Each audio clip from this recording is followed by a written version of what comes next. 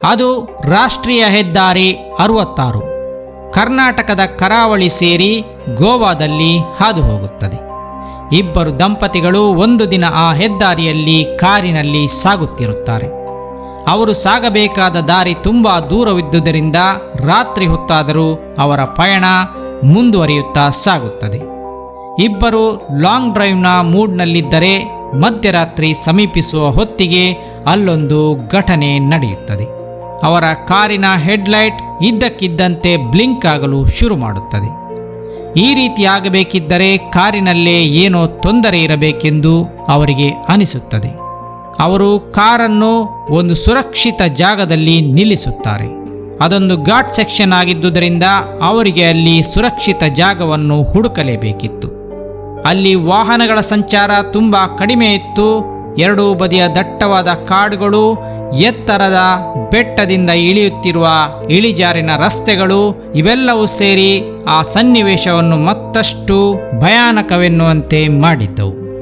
ಕಾರಿನ ಇಂಜಿನ್ನಲ್ಲಿ ಏನಾದರೂ ದೋಷವಿದ್ದು ಅದರಿಂದ ಎಲೆಕ್ಟ್ರಿಕಲ್ ಸಿಸ್ಟಮ್ಗೆ ತೊಂದರೆಯಾಗಿದೆ ಎಂದರಿತ ಅವರು ಎದುರುಗಡೆ ಬಾನೆಟ್ ಏರಿಸಿ ಇಂಜಿನ್ ಪರೀಕ್ಷಿಸಲು ಶುರು ಮಾಡುತ್ತಾರೆ. ಆಗ ಮಧ್ಯರಾತ್ರಿಯ ಸಮಯವಾಗಿತ್ತು. ಇಂಜಿನ್ನಲ್ಲಿ ಏನೂ ದೋಷವಿಲ್ಲವೆಂದು ಅವರಿಗೆ ತಿಳಿಯುತ್ತದೆ.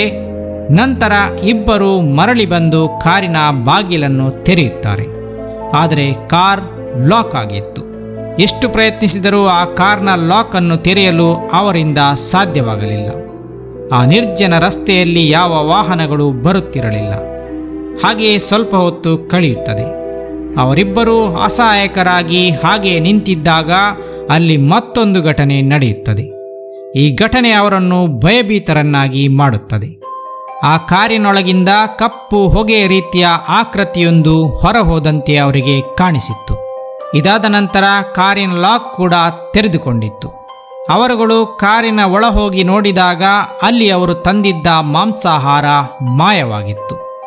ದಾರಿ ಮಧ್ಯೆಯ ಡಾಬಾವೊಂದರಲ್ಲಿ ಊಟ ಮಾಡಿದ ನಂತರ ಅಲ್ಲಿಯ ಮಾಂಸಾಹಾರದ ಅಡುಗೆ ಅವರಿಗೆ ರುಚಿ ಎನಿಸಿತ್ತು. ಅದಕ್ಕೆಂದೇ ಅವರು ಒಂದು ಪಾರ್ಸೆಲನ್ನು ಕಟ್ಟಿಕೊಂಡಿದ್ದರು. ಆ ಮಾಂಸಾಹಾರ ಈಗ ಮಾಯವಾಗಿದೆ. ಪತ್ನಿಯ ಮುಖ ನೋಡಿದಾಗ ಅಲ್ಲಿ ಪರಚಿದ ಗಾಯದಂತಹ ಗುರುತುಗಳು ಕಾಣಿಸುತ್ತವೆ. ಇದು ಹೇಗಾಯಿತು ಎಂದು ಅವರಿಗೆ ಅರ್ಥವಾಗಲಿಲ್ಲ. ಹೆದರಿದ ದಂಪತಿಗಳು ಕೂಡಲೇ ಕಾರು ಹತ್ತಿ ವೇಗವಾಗಿ ಚಲಾಯಿಸಿಕೊಂಡು ಆ ನಿರ್ಜನ ಪ್ರದೇಶದಿಂದ ಹೊರಬರುತ್ತಾರೆ. ಸ್ನೇಹಿತರೆ, ಈ ಘಟನೆ ನಡೆದಿದ್ದು ಕಾಶೆಡಿ ಘಾಟ್ನಲ್ಲಿ. ಗೋವಾದಲ್ಲಿ ಬರುವ ಈ ಜಾಗದಲ್ಲಿ ಅದೃಶ್ಯ ಶಕ್ತಿಗಳ ಕಾಟ ಇದೆ ಎಂದು ಸುದ್ದಿಯಾಗುತ್ತದೆ. ಗೋವಾದಿಂದ ಮುಂಬೈಯನ್ನು ಸಂಧಿಸುವ ಈ ಹೆದ್ದಾರಿಯಲ್ಲಿ ಕಾಶೆಡಿ ಘಾಟ್ ಬರುತ್ತದೆ. ಜನ ಈ ಘಟನೆಯ ನಂತರ ಆ ಘಾಟ್ನಲ್ಲಿ ಸಂಚರಿಸುವುದಕ್ಕೆ ಹೆದರುತ್ತಾರೆ. ಈ ಜಾಗ ಭಯಾನಕ ಜಾಗವೆಂಬ ಹಣೆಪಟ್ಟಿಯನ್ನು ಹೊತ್ತುಕೊಳ್ಳುತ್ತದೆ. ಇಲ್ಲಿ ಸಾಗುವ ಎಲ್ಲರಿಗೂ ದೆವ್ವದ ಕಾಟದ ಅನುಭವವಾಗುವುದಿಲ್ಲ. ಕೇವಲ ಮಾಂಸಾಹಾರವನ್ನು ತೆಗೆದುಕೊಂಡು ಹೋಗುವವರನ್ನು ಮಾತ್ರ ಆ ದೆವ್ವ ಕಾಡುತ್ತದೆಯಂತೆ. ಹೀಗೆಂದು ಅಲ್ಲಿ ಕಥೆಯೊಂದು ಚಾಲ್ತಿಯಲ್ಲಿದೆ. ಈ ಕತೆ ಗೊತ್ತಿರುವವರು ಈ ದಾರಿಯಲ್ಲಿ ಸಾಗುವಾಗ ಮಾಂಸ ಅಥವಾ ಮಾಂಸಾಹಾರವನ್ನು ಕೊಂಡೊಯ್ಯುವುದಿಲ್ಲ. ಈ ಕತೆ ಎಷ್ಟು ನಿಜ ಎನ್ನುವುದು ತಿಳಿದಿಲ್ಲ. ಆದರೆ ಕತೆ ಮಾತ್ರ ದಶಕಗಳಿಂದಲೂ ಚಾಲ್ತಿಯಲ್ಲಿದೆ. ಈ ಕಥೆಯಲ್ಲಿ ಎಷ್ಟು ನಿಜಾಂಶವಿದೆ ಎನ್ನುವುದು ತಿಳಿದಿಲ್ಲ. ಆದರೆ ಈ ರೀತಿಯ ಟ್ರಾವೆಲಿಂಗ್ ಹಾರರ್ ಸ್ಟೋರಿಗಳು ನಮ್ಮ ದೇಶದಲ್ಲಿ ಭಾಳಷ್ಟಿದೆ.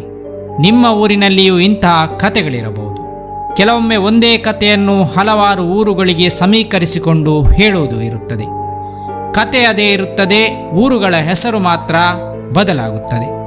ಕಾಶೆಡಿ ಘಾಟ್ನಲ್ಲಿ ಕೇಳಿಬರುವ ಕಥೆಯ ಬಗ್ಗೆ ಗೊತ್ತಿರುವವರು ಮಾತ್ರ ಅಲ್ಲಿಂದ ಸಾಗುವಾಗ ಮಾಂಸಾಹಾರವನ್ನು ಕೊಂಡೊಯ್ಯುವುದಿಲ್ಲ. ಉಳಿದವರಿಗೆ ಈ ವಿಷಯವೇ ಗೊತ್ತಿಲ್ಲದೆ ಅಲ್ಲಿಂದ ಸಾಗುತ್ತಾರೆ.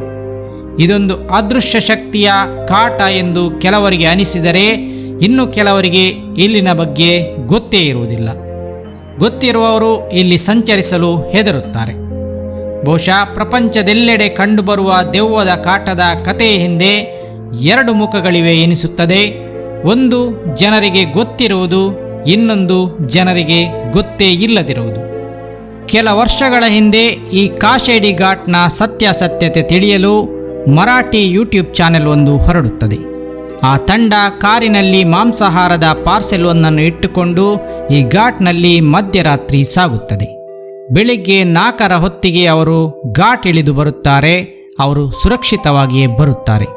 ಅವರಿಗೆ ಅಂತಹ ಯಾವುದೇ ಅನುಭವವಾಗಲಿಲ್ಲವೆಂದು ಅವರು ಹೇಳುತ್ತಾರೆ. ಜನರಿಗೆ ಜಾಗೃತಿ ಮೂಡಿಸಲು ನಾವು ಈ ವಿಡಿಯೋ ಮಾಡಿದ್ದೇವೆ ಎಂದವರು ಹೇಳುತ್ತಾರೆ. ಹಾಗಾದರೆ ವಾಸ್ತವದಲ್ಲಿ ದೆವ್ವ ಇರುವುದು ನಿಜವೇ, ಅಥವಾ ದೆವ್ವಗಳು ಬೇಕೆನಿಸಿದಾಗ ಮಾತ್ರ ತಮ್ಮ ಇರುವಿಕೆಯನ್ನು ತೋರಿಸುತ್ತವೆ? ನೀವೇನಂತೀರಾ? ನಿಮ್ಮ ಊರಿನಲ್ಲಿಯೂ ಇಂತಹ ದೆವ್ವದ ಕಥೆಗಳಿದ್ದರೆ ಅದನ್ನು ನಮಗೆ ಕಮೆಂಟ್ ಬಾಕ್ಸ್ನಲ್ಲಿ ಹೇಳಿ. ಧನ್ಯವಾದಗಳು.